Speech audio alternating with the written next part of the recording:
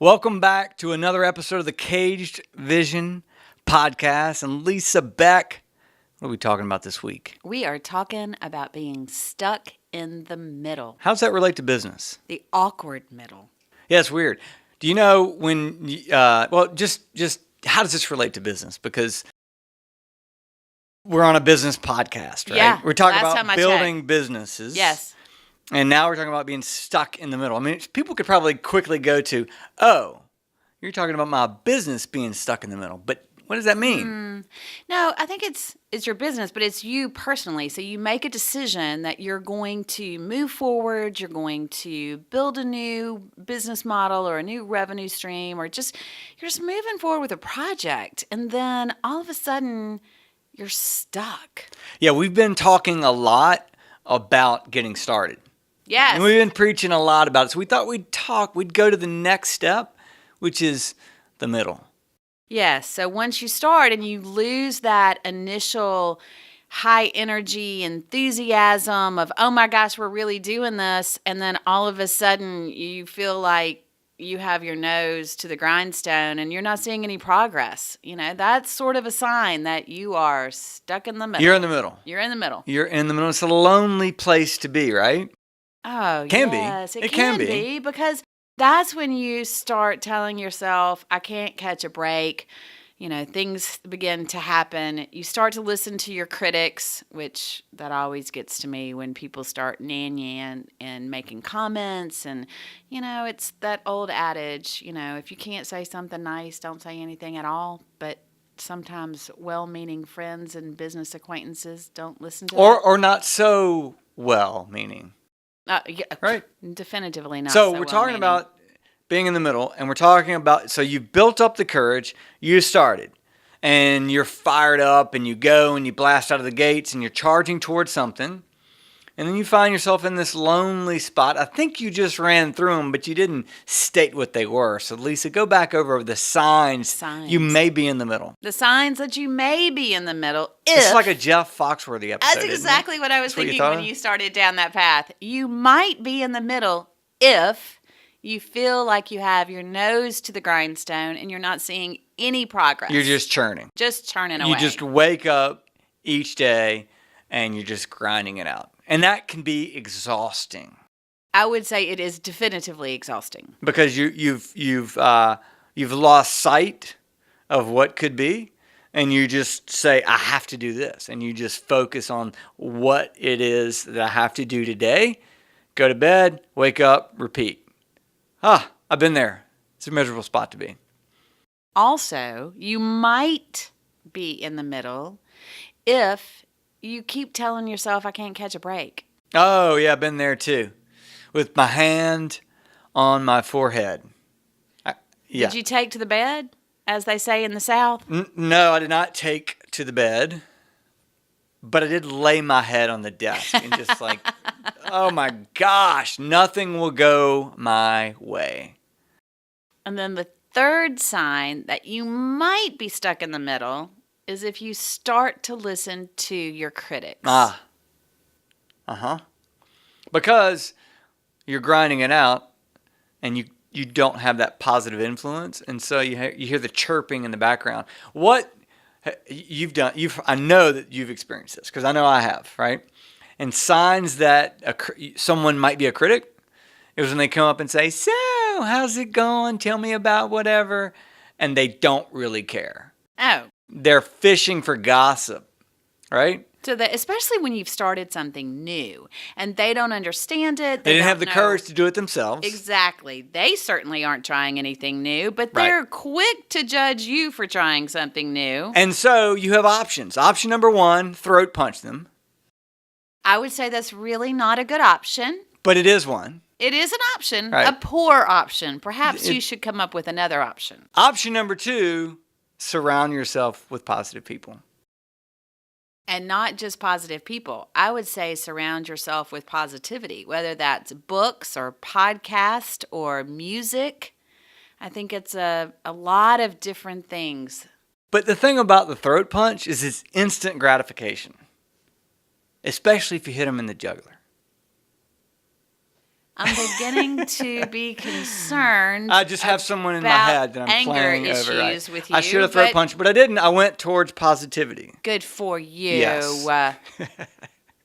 Wow. I think if you look at how people have achieved what you want to achieve and then reverse engineer, what did they do? Who did they read? What did they listen to? Matthew McConaughey. What's the story about Matthew McConaughey and the reporter? So he was, you tell it. Or do you want me to tell it? You tell it. Okay, so it goes. He's driving down the road and he's listening to something some positive message from something. And there's a reporter in the car, and they were doing an interview, and the reporter is like, he said something to the effect of, "You don't actually believe that stuff." And you think he was driving a Lincoln? Oh, goodness.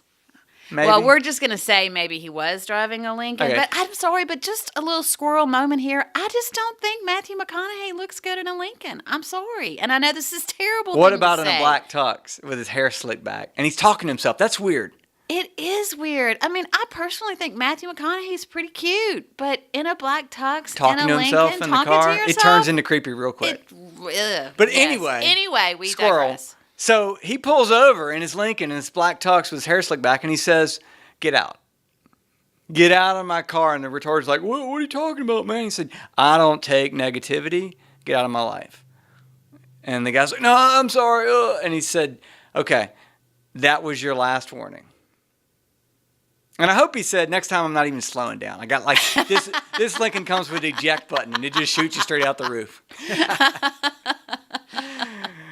Yep. So that is Matt. He's a cool dude when he's not driving a Lincoln. So if he can do it, own up, right? Go and take it. Surround yourself with positivity, because that guy's a pretty confident. He's achieved a lot, and he makes it a habit. Feed himself with positivity. Don't listen to the negativity. It's not only surround yourself with positivity, but eliminate immediately negativity, right?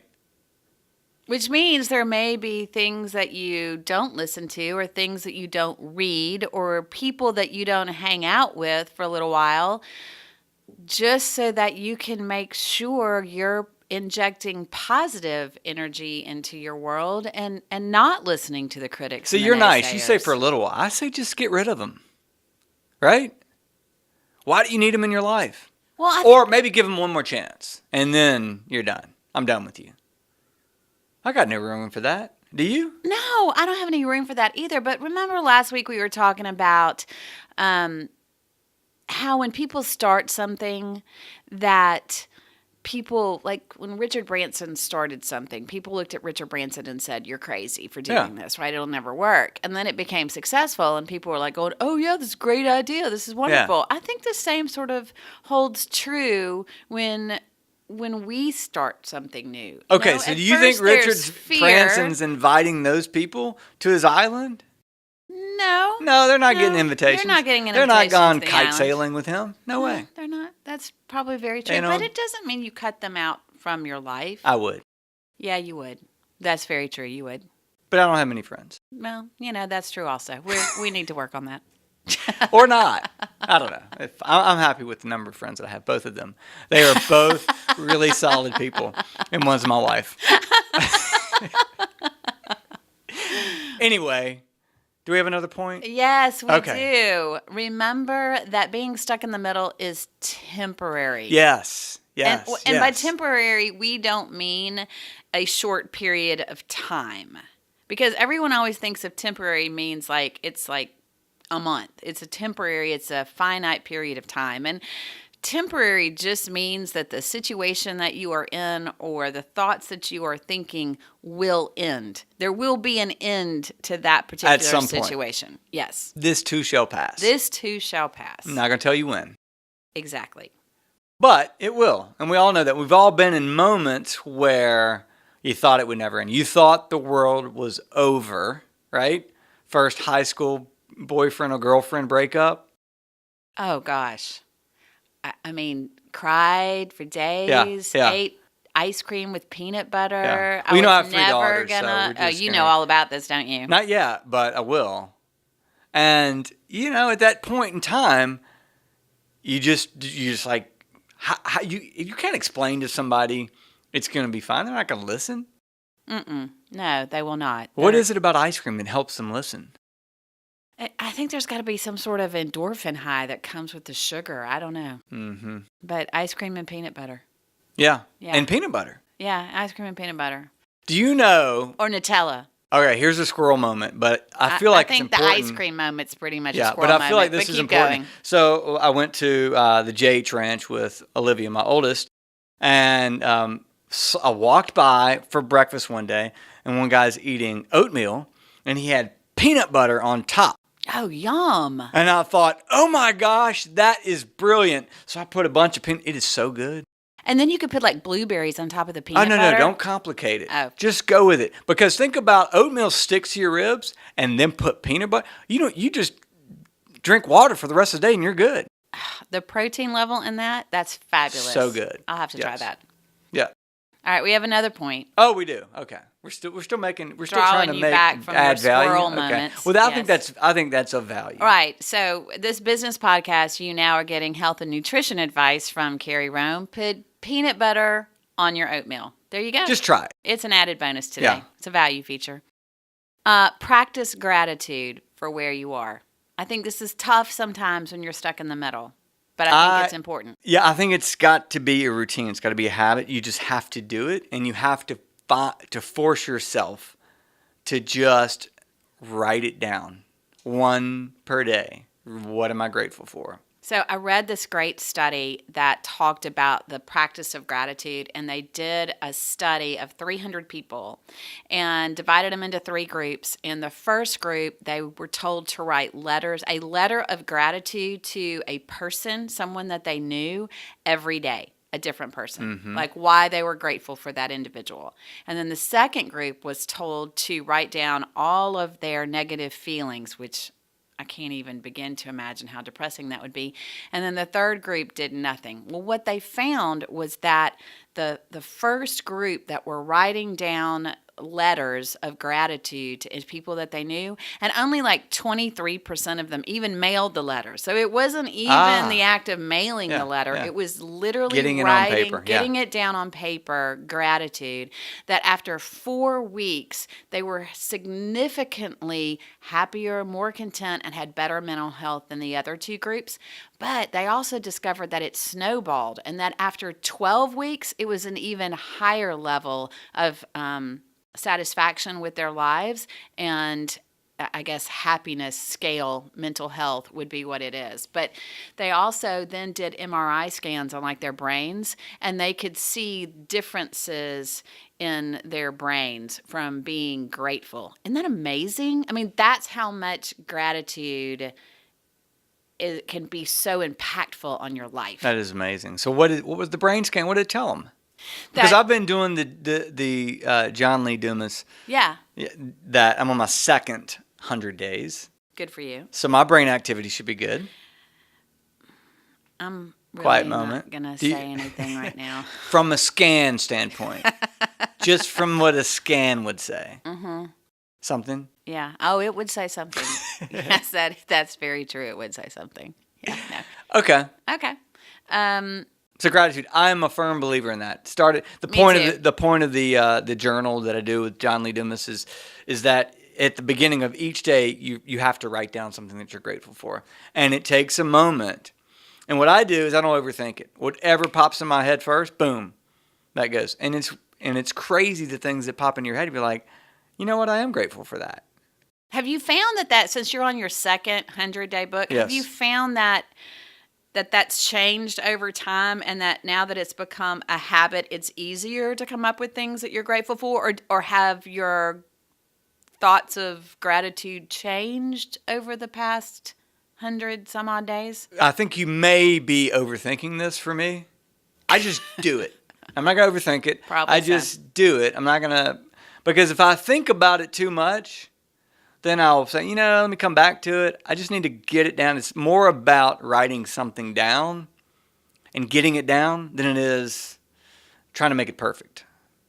Okay. I mean, I understand that. I just didn't know if you had seen sort of changes in how your brain processes gratitude or... No, but I bet a machine would scan it and say that it is. Oh, Yes, we'll You have think to. so? We'll have to get you a scan just to see. Yeah. We'll start scanning you every 100 days. Well, today, in addition to producer Nick, we have intern Maggie in here with us. Yes, we do. And I think we should get Maggie involved in the show. I and think have it's a great her, idea. Come on, Maggie. Come here. Have her give us some insight as to what, because she's actually a pro. She's done this for years, right, Maggie? I've done it for a couple years. It's been a while since I've gotten back into it. All right, so have you ever been stuck in the middle? Definitely. All right, tell me a time about when you're stuck in the middle. I think probably the college process when I was choosing a school was a big time that I was stuck in the middle because you have all these ideas of what you want to do when you get to school, but then you still have to decide where that place is going to be and how it's really going to affect your life. Yeah. And so at that point where you didn't know, what creeps in is indecisiveness. Oh, for and sure. that is a very unsettling feeling, right? Definitely. And so I think indecisiveness is the worst place to be. And I have a little bit of heritage in that because my mom cannot make a decision to save her life. Really? Oh my gosh. Yeah. Can't make a decision to save her life. So we're together, I'm like, oh my gosh. And I'm the opposite. And so I'm just deciding and, I'm on down the path.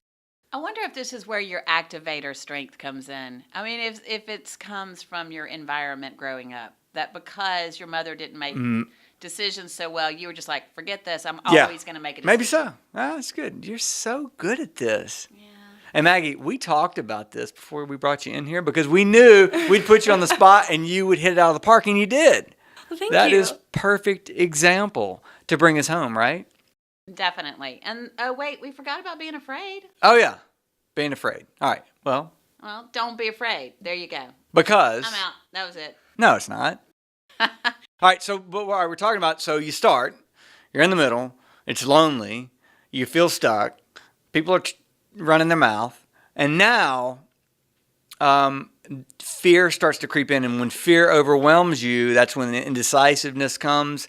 And there's nothing to be afraid of because the mistake that you make, I mean, Maggie, if you would have made the wrong choice, right? Right. For college, what, after the first semester, what could you have done?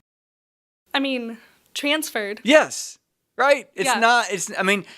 It's not that is the only decision that you can ever make. You want to make the best decision, but because you want to make the best decision doesn't mean that you shouldn't make any decision at all. Right. Because that is a decision of itself, right?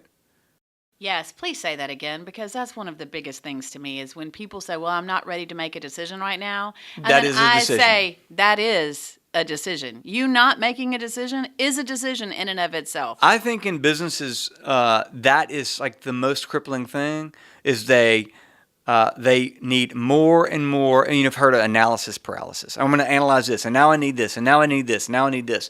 What you should do, I think, is write down, I need to make this decision, and these are the 10 things that I need to gather, to gain knowledge about in order for me to make this decision. And once I get those 10 things, I am going to make the decision. Because if not, every bit of information that you get will only create a new question for you. And then you'll never make the decision, and you'll never start. And you definitely have to start so then you can be stuck in the middle. Yeah, but if you never start, you can't be in the middle. And the middle's better than never starting because Because the middle is temporary. And also, what's the quote that I wrote down that I was working on today? And it said oh my gosh. Cannot help you. Yes, Cannot help you. worst. I'm going to butch this. Oh, Botch, that not quote. butch. Yeah, I have no idea. I saw it, but I don't recall. Nick, the producer, is now laughing dying laughing. hysterically at us. So it's something to do with like the worst thing would be to look back at the man that you could have been. That was it. That was really it. good. That was close enough. It was Yeah, close. close enough. That was close. But it's so true, right? 'Cause if you never start, then you'll always have that regret. My biggest fear is to look back one day. Maybe that's it. Man, we are unpacking my junk for real. Yeah, this is actually turning into some sort of... Do I need to be sitting on a couch? Perhaps. You may need to lay down on the floor or something. But and my rest. biggest fear is to look back and to have regret not doing something. So I'm always just like, let's do it. Let's go. Let's roll. Which I'm just going to give a heads up about next week's podcast because that is exactly sort of where we're headed next week. So you've got to tune in next week because we're going to talk about making those decisions and sort of moments. Oh, yes. That's next week. Good one. It's a good one. Listen, if you want encouragement and confidence in building your business, keep listening. If you want to go faster, shoot us an email to Beck at cypressresources.com. You will get a quick response because she's Johnny on the spot with email.